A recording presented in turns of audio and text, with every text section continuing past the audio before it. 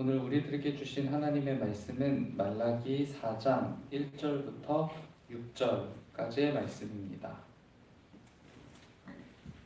구약성경 1331쪽쯤에 있습니다. 말라기 4장 1절부터 6절까지의 말씀입니다. 교독하시고 6절만 함께 읽겠습니다. 만군의 여호와가 이르노라. 보라, 용광로 불같은 날이 이르리니 교만한 자와 악을 행하는 자는 다 지푸라기 같을 것이라. 그 이르는 날에 그들을 살라 그 뿌리와 가지를 남기지 아니할 것이로되 내 이름을 경외하는 너희에게는 공의로 내가 떠올라서 수주하는 방편을 비추시니 너희가 나가서 외양간에서 나온 송아지같이 되리라. 또 너희가 악인을 밟을 것이니 그들이 내가 정한 날에 너희 발바닥 밑에 재와 같으리라. 만군의 여호와의 말이니라.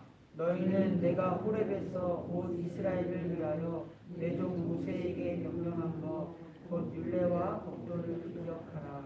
보라, 여호와의 크고 두려운 날이 이르기 전에 내가 선지자 엘리야를 너희에게 보내리니 그가 아버지의 마음을 자녀에게로 돌이키게 하고 자녀들의 마음을 그들의 아버지에게로 돌이키게 하리라. 돌이키지 아니하면 두렵건대 내가 와서 저주로 그 땅을 칠까 하노라 하시니라. 아멘.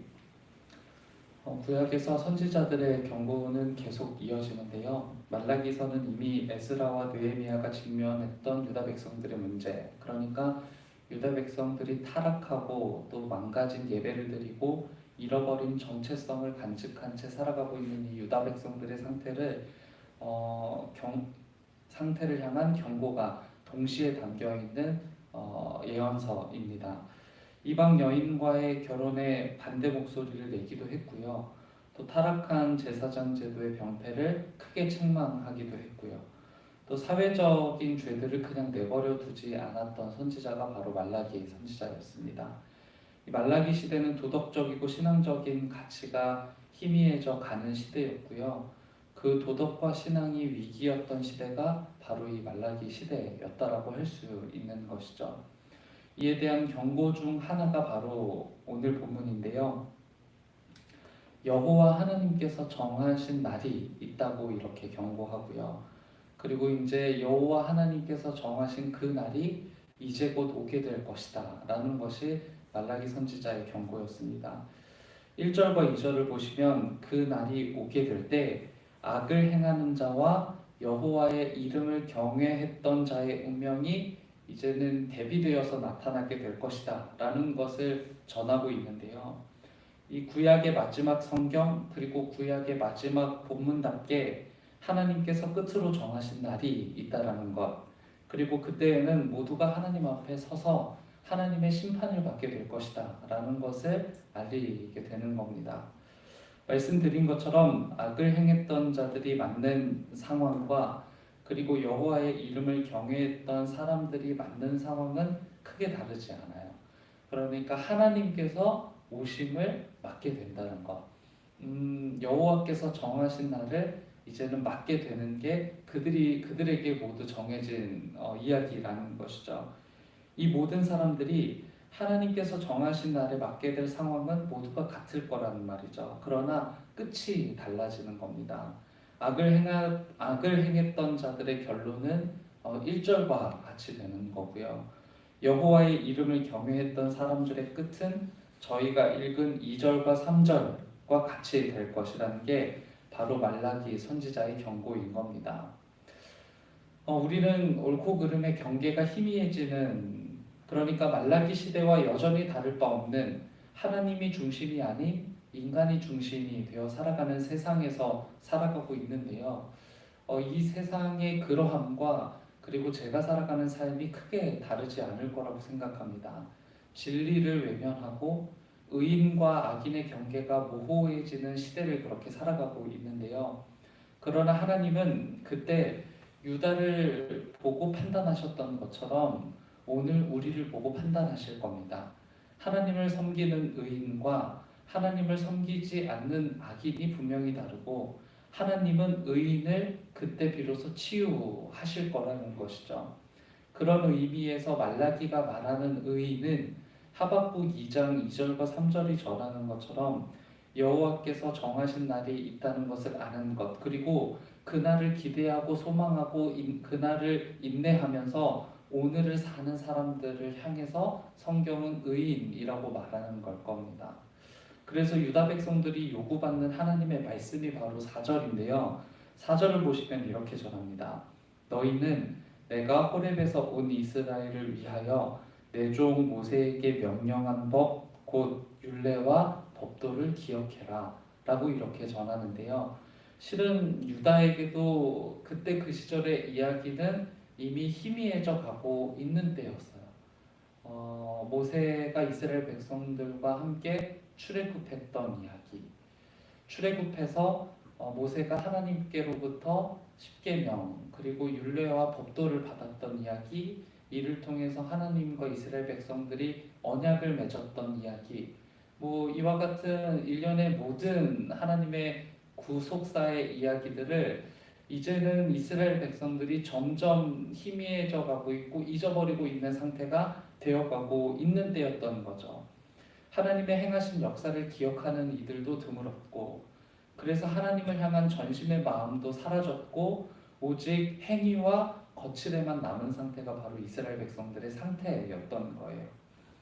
그래서 하나님은 유다가 기억해 주길 바랐던 게 4절에서 기록한 것처럼 모세에게 명령한 법 곧 율례와 법도를 기억해 달라고 말씀하시거든요. 그것은 단지 유다가 지켜야 할 법만을 의미하는 것은 아닙니다. 하나님께서 율례와 법도를 통해서 모세와 맺었던 언약, 더불어서 유다 백성들과 함께 맺었던 언약을 기억해 달라는 거예요. 너희는 여전히 내 아들이고 너희는 여전히 내 딸이고 그 사실을 너희들이 기억해 주었으면 좋겠다라는 것을 하나님께서 말씀해 주고 계시다라는 거죠. 지금까지 너희가 어떻게 존재할 수 있었는지에 대해서 상고해 달라는 하나님의 요청이 이 말씀 안에 담겨 있는 겁니다. 오늘 우리가 하나님 앞에서 드리는 우리의 삶이 우리가 하나님의 백성이라는 사실을 증명하는 삶이 되어야 할 거고요. 오늘 우리가 하나님 앞에서 드리는 예배와 하나님께서 정하신 율례와 법도를 순전한 마음으로 지켜 우리가 하나님의 아들과 딸이라는 사실을 증명하는 삶이 되어야 할 겁니다. 하나님은 이스라엘 백성들이 풍성한 삶을 살면서 제사장 나라로서의 역할을 잘 수행해내길 바라셨어요.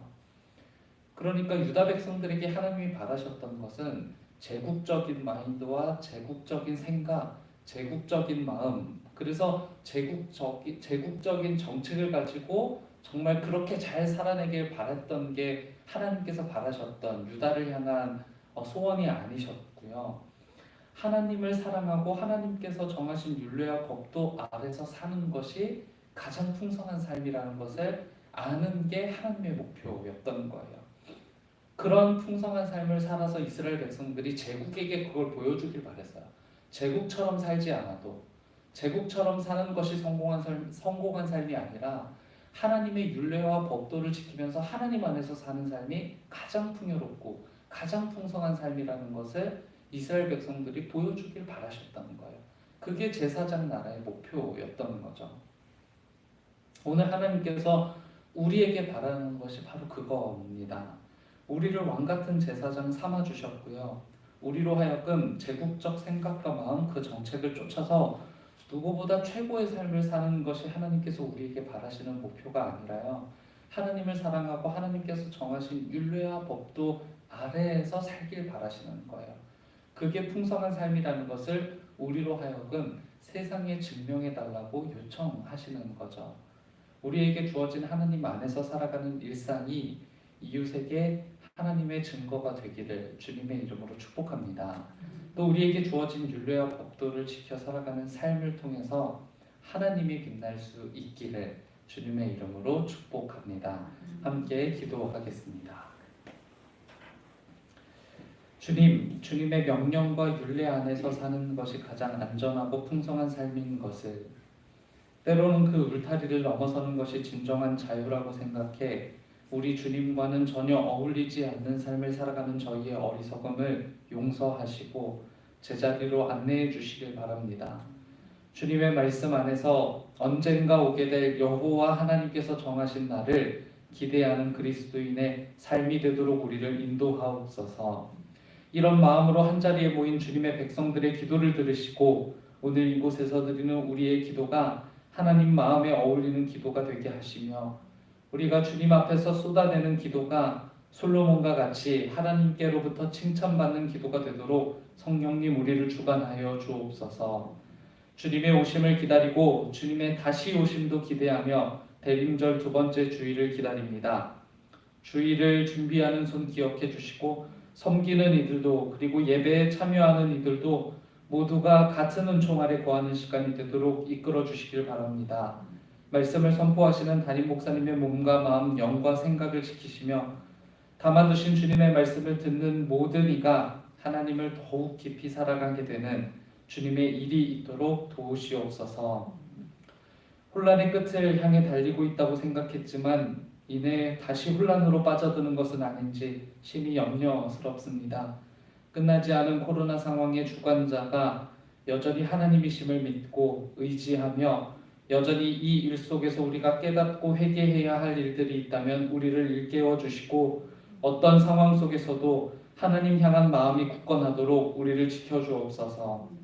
허탈한 상황 속에 놓인 교우들, 힘겹게 이 일상을 견디고 있을 환우들, 미처 다 헤아릴 수 없는 고통 중에 있는 모든 이들을 주님께서 아시오니 그들을 찾아가 해결과 격려 위로가 되어 주시고 풍성한 삶으로의 진전을 이룰 수 있도록 더욱 기도하게 하시며 더욱 예배하게 하시고 주의 법도와 율례를 기억하는 풍성한 삶이 되게 인도하옵소서. 우리 주님 예수님의 이름으로 기도드립니다. 아멘. 하늘에 계신